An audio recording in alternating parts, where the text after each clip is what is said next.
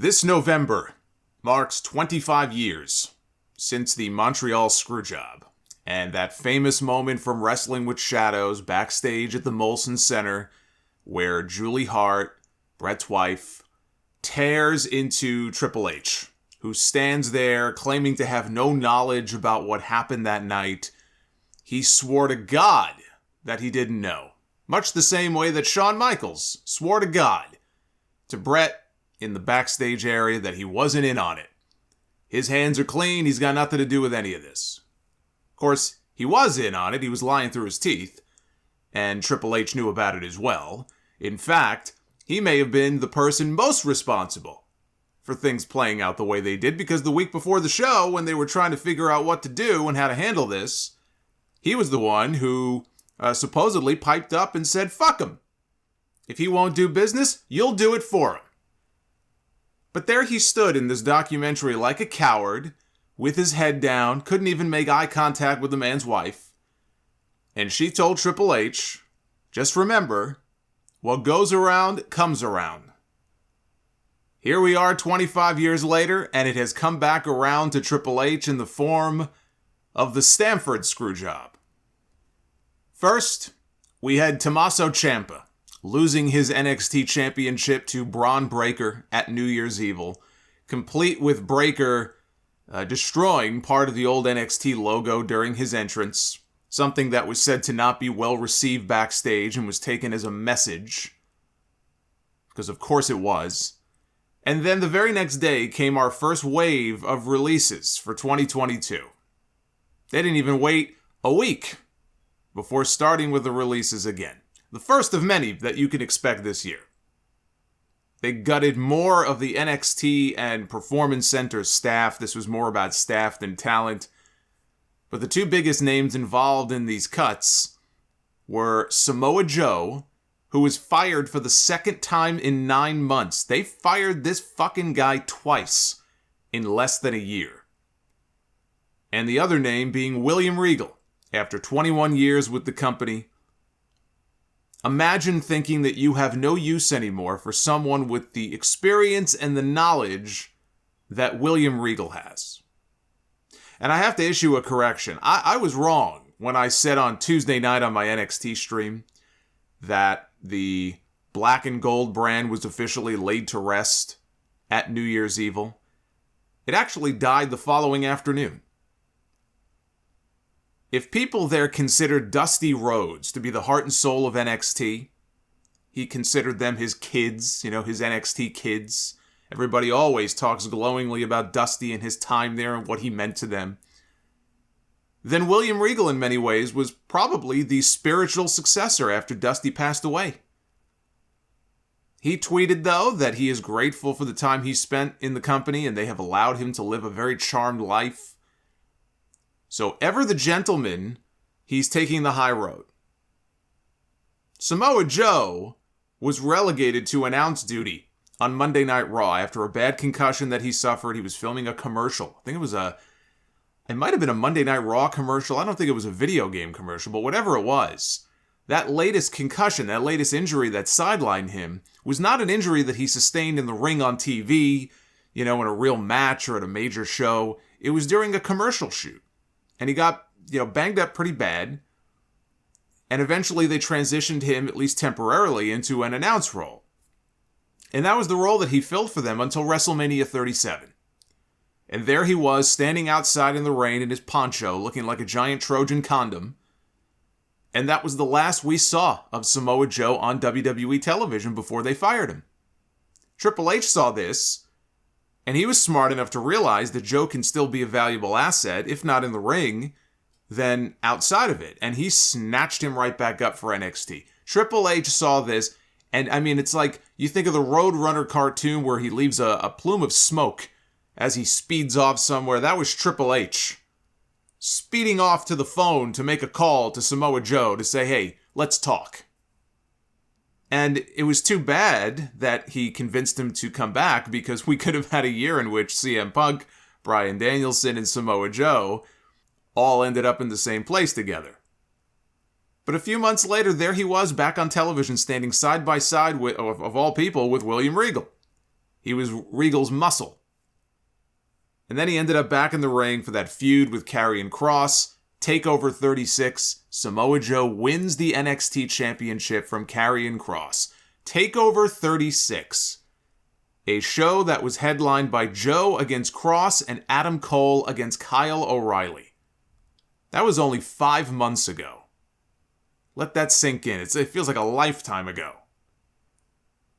Now it has to be said, Joe did not look good in that match. He looked slow. He looked gassed out. This is not the Samoa Joe of Ring of Honor. This is not the Samoa Joe of TNA. This is not even the Samoa Joe of NXT when he first came in. Or the one that went to war with Brock Lesnar. But it was also his first match in a year and a half. So you cut him a little bit of slack for that. We don't know what kind of Samoa Joe we're going to get if he climbs back into the ring on a regular basis somewhere. One thing Joe does still have better than anybody else in the business is the ability to talk. And talk in a very believable way, to talk with authority in his voice. Whether that is as a wrestler, a manager, an authority figure, or an announcer. If you don't believe that Samoa Joe has any value to a major promotion in 2022, then your opinion is not worth shit. You are not somebody to be taken seriously. Once the decision was made to blow up NXT and turn it into the Nickelodeon show, all of a sudden Joe had to vacate the title. Now, we still don't know what the supposed medical issue was that, necessitated him having to forfeit the championship. He never defended it once. I know some people are not convinced there was a medical issue.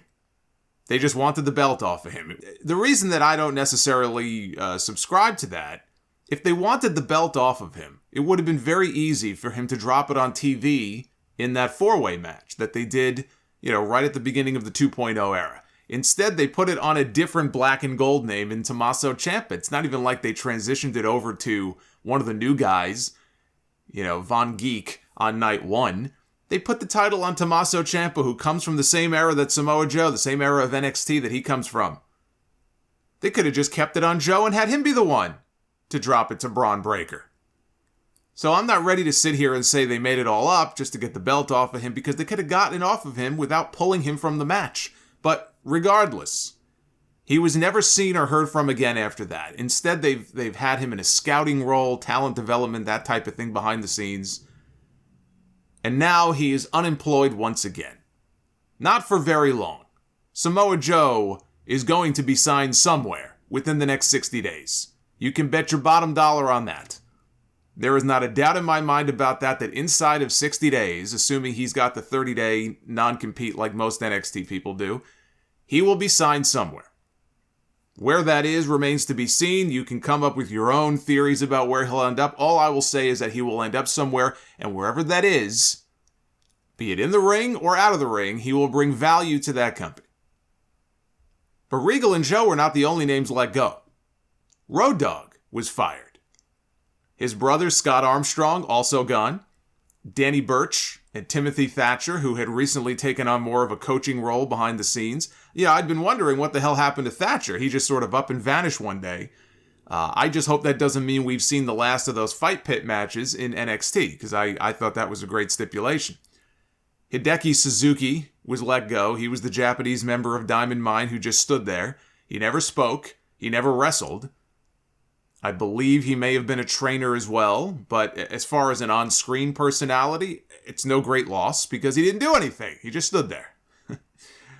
Gabe Sapolsky, who Triple H brought in after they bought out Evolve, and even before that, Gabe was working behind the scenes for a while with NXT. He was working around Triple H and Shawn Michaels and those people. Kathy Carino, Steve Carino's sister. Steve, as far as we know, for now, he still works there. She no longer does. Kathy was the former Allison Danger back in the day. For those of you who remember, the Ring of Honor days with Allison Danger and Daisy Hayes and people like that.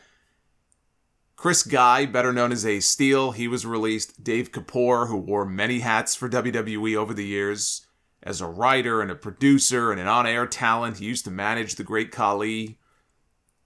George Carroll, who apparently has worked behind the scenes in the past for Ring of Honor, MLW, New Japan.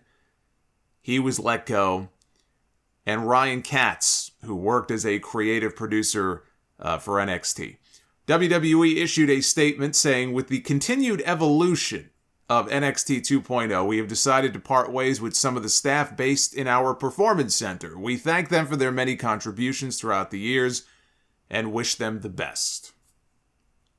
If there is a lesson to be learned here, it is that if you work for a big company, and this is not something that is exclusive to WWE, if you work for a big company, no matter how long you've worked there for, over 20 years in the case of someone like Regal, loyalty is a one-way street. Never be too loyal to any company, especially a publicly traded one, because when push comes to shove, they will not be loyal to you. And actually, in Regal's case, Regal is better than most because Regal had 21 years that he worked in this company, and by his own admission, they saved his life back in 1999 when he was all drugged up and was in a very bad way. And he went to rehab and everything. So Regal, at 20 plus years, has had a charmed career longer than a lot of other people who have come into this company. There's a great deal of turnover, especially when it comes to people working behind the scenes in this company. People on the creative end, a lot of them do not last very long. They don't have the kind of run that somebody like Regal had. So he had it better than most. But always remember, when push comes to shove, they will not be loyal to you. What do most of those people that I mentioned have in common? Actually, I think all but Alice in Danger were Triple H hires. And in the case of Regal, a very close friend and confidant of Triple H's, as was Road Dogg. There's been an outpouring from so many WWE stars this week with their own stories about how, people like Regal helped them either get their foot in the door there or the ways in which he helped them during their time there. If not for William Regal, there would be no Sasha Banks. She was the first person he went to bat for. He put his own job on the line to get her hired and said, look, if it doesn't work out, you can fire me. It's kind of like what Jim Ross did with Mick Foley when he finally convinced Vince McMahon to bring him in. He didn't want to have anything to do with him. And Vince said, well, it's on you. If it doesn't work out, it's your ass. Sometimes when you believe in somebody so strongly, you put your own neck out there. And that's what Regal did for Sasha. Sasha Banks just headlined a WrestleMania last year. Kevin Owens, who just wrestled for the WWE Championship last weekend, said he wouldn't be where he is today were it not for Regal's advice and guidance when he first came into NXT. Regal was doing talent scouting for the company. He was a frequent visitor at a lot of independent events scouting talent. And that may have also made him expendable with them shying away from indie talent like they were bringing them in before. But his removal is also likely going to have a big effect on talents from the UK scene because he was so plugged into that world. But the Alice in Danger thing is especially awful. If you read the Twitter thread that Lenny Leonard posted, he's very good friends with her. He said that she packed her entire life into a truck 3 months ago. She's not like Regal and Road Dogg and these other people who have been there for 10, 15, 20 years. 90 days ago, she packed her entire life into a truck to move from Vegas to Florida after WWE offered her the job. She uprooted her entire family. 3 months go by, all is seemingly going well, performance-wise. They even asked her to go in and help us out. We're shorthanded, and she got exposed to COVID, so she had to quarantine over Christmas. Now her child now is starting their first day at their new school. She picks them up later that day, and she gets a phone call telling her, you're fired. 3 months after moving across the country for her dream job, you're fired. It's disgusting. And, you'll have people go, well, that's just business, and WWE doesn't do anything differently than these other companies. You hear a story like that, I don't want to hear the excuses. I don't want to hear the bootlicking. You can objectively look at a story and an example like that and admit it's fucking disgusting. It's okay to admit that, even if you're a big WWE fan. It is fucking disgusting. Now, I'm not going to sit here and feel too sorry for Triple H. I see a lot of people, I feel so badly for Triple H. Poor Triple H. Poor Triple H. Let us not forget the countless stories of him as a talent wielding his golden shovel. And all of the political stuff, everything. It is a ruthless business. He is a product of that business. It is a business full of egos and insecure people. And right now, he's getting a taste of just how ruthless it can be. But at the end of the day, he's still married into the McMahon family. He's a millionaire many times over. Life could always be worse. The man had heart problems. He's lucky to be alive. This is not about feeling sorry for Triple H. I feel bad for all the people who bought into and believed in the vision that he had for NXT and for what he created. For everybody who felt like they were part of something special only to watch it get bulldozed so they could build a bunch of condos on top of it. And whatever politics he may have played during his career, there are a lot of talents that have come through NXT that have praised Triple H for the, creative freedom they felt that they had, like Hit Row, before they got sent to Death Row on SmackDown. B-Fab just did an interview with K&S WrestleFest talking about how Triple H gave them the freedom to really be themselves and to come up with their own ideas to make the group work, how much of a collaborative effort it really was. Karrion Kross and Scarlett, they were just on with Renee Paquette on her podcast talking about having the dream experience in NXT where their ideas were embraced, and again, they used the word collaboration. Their ideas were met with enthusiasm, and the ones that weren't, Triple H and his team would take it and try to make it better. But the cool entrance and everything, they had a vision for those two. And then when they were sent up, or down, depending on how you look at it, there was no explanation given for any of the changes, like the mask. It felt like discount Karrion Kross and Scarlett from what they were doing in NXT. So he deserves a lot of credit for that. But I've been saying this for a while now, and there can be no doubt anymore. There is a very clear agenda to dismantle what Triple H built and to remove a lot of his friends and his most trusted advisors, the ones that would be loyal to him. Shawn Michaels and Terry Taylor and Steve Corino, they still have their jobs for now, right? You got to have somebody down there to run things. Can't just get rid of everybody. I don't know what their future holds. They're still there for the time being. But this is the sort of thing that you see when one administration leaves and gets replaced by another. You clean house, you bring in your own people. That's what this is. Triple H, if he's ever ready to come back, is not going to have anything left to come back to. This goes beyond a simple change in philosophy. We're going to get more youthful. We're going to go younger.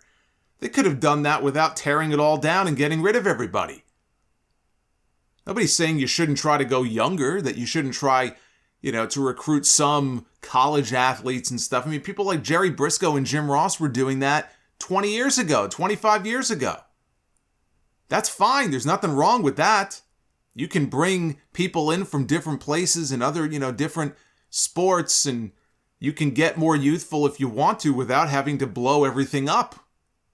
This is about more than just business and saving money on some contracts. You're going to hear that, NXT was a money loser, and they haven't run any house shows since the start of the pandemic, so they're not bringing in any money. As if their house shows in front of 200 people were making them profitable all those years.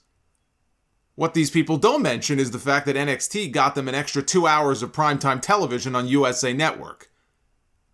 And they've never said publicly how much money they're making off those 2 hours every week, but they're making money. We know that. They're making some money off it. I wish they didn't. I think going 2 hours on USA is what started the downfall of that brand. So you're going to hear a lot of dumb excuses from a lot of dumb people that, it's all just business. This is all just conspiracy talk. It's all just business. It's not all just business. This is more than that. This feels personal. Ever since Triple H landed in the hospital, look at what has happened. The word coup was thrown around this week a lot in the news media after what happened at the Capitol last year. It feels like an appropriate word to use here. It looks and feels like a goddamn coup. to oust him from power and erase everything that might remind people about him. A few years ago, it would have been unimaginable to think that we would be where we are today. That Triple H would end up on Vince McMahon's shit list the way that he has. He looked to be the heir apparent whenever Vince died face down on the desk at the gorilla position with his headset on during some random 24/7 title segment on Raw. Triple H would be the man to step in and take over, creatively, running the show. He's been sitting in on production meetings since 1997. He married into the family. He's one of the most decorated stars they've ever had. A future Hall of Famer. Basically running their developmental system. And yet here we are, and the idea of Triple H now being the one to ascend to the throne is laughable. They've completely castrated this man. There's a better chance that we end up with two men with the last name Khan running the two biggest promotions in this country. So why then? Why is this happening? How did he fall out of favor so quickly? I can remember Dave Meltzer and others years ago talking about how the moment Triple H gets power, people like Kevin Dunn are as good as gone, and they know it. Because those are Vince's people. Triple H has no use for Vince's yes men. Kevin Dunn probably would have been the first person into the wood chipper. Well, he'd probably like it in there. But you think Bruce Pritchard would last a month before Triple H got rid of his ass? I mean, give me a break. I wouldn't be surprised if any or all of them had Vince's ear on the moves that we've seen lately, especially Dunn. Dunn has a lot of influence in that company. He's a big power broker. He'd been there a long time. It's all about self-preservation with these people. It's in their best interest to see Triple H fail. I told you all, when NXT failed to stop AEW from growing on Wednesday nights and they got their clock cleaned in the ratings, that was the beginning of the end for Triple H.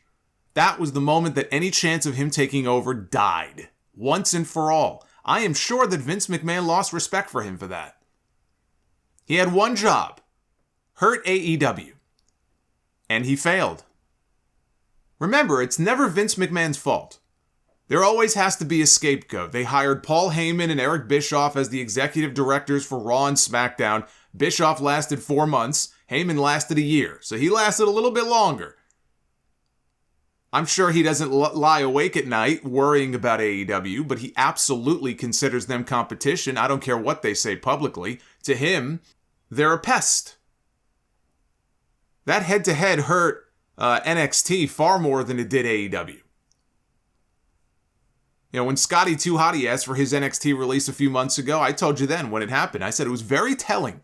Him saying that the black and gold brand was something special.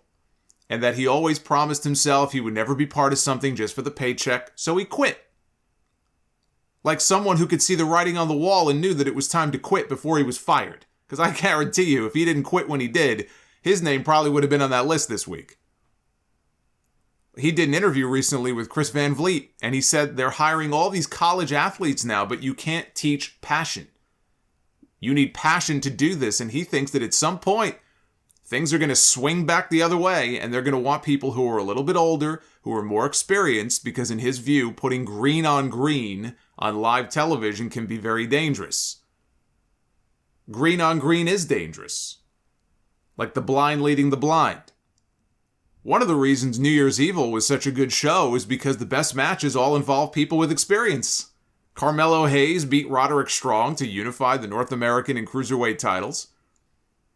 Matt Riddle and MSK beat Walter and Imperium. I thought that was the match of the night. Walter, by the way, is officially moving full-time to NXT 2.0. He's moving to the States. And he is moving from NXT UK to NXT 2.0 to join the other members of Imperium. So for the time being, he gets a main roster stay of execution. And Tommaso Ciampa did the honors for Braun Breaker, which I thought was the right move in this case. You know, whatever you think about the new NXT over the old one, Braun Breaker is a future main eventer. They've got something special in him. Him and Carmelo Hayes both. But when we look back on this first week of 2022, we're not going to be talking about the arrival of Braun Breaker as the NXT champion. We're going to look back on it as the week that the carcass of the black and gold was lowered into the ground and Vince McMahon shoveled the dirt on top of it once and for all. But this fall from grace for Triple H has been swift, and it's going to be very interesting to see where he ends up 6 months from now, a year from now. I know some people think, oh, he's going to be released or he's going to quit. He'll quit before he gets released. I don't think we're going to wake up one morning and hear that Paul Levesque has been released. We wish him well in his future endeavors. I think him marrying into the family probably saved him from that. But he may pull a Shane McMahon at some point. If he gets sick and tired of this, he may pull a Shane and do what Shane did all those years ago and say, you know what? I don't need this shit. And I never imagined that I would be sitting here talking about that as even a remote possibility. But here we are.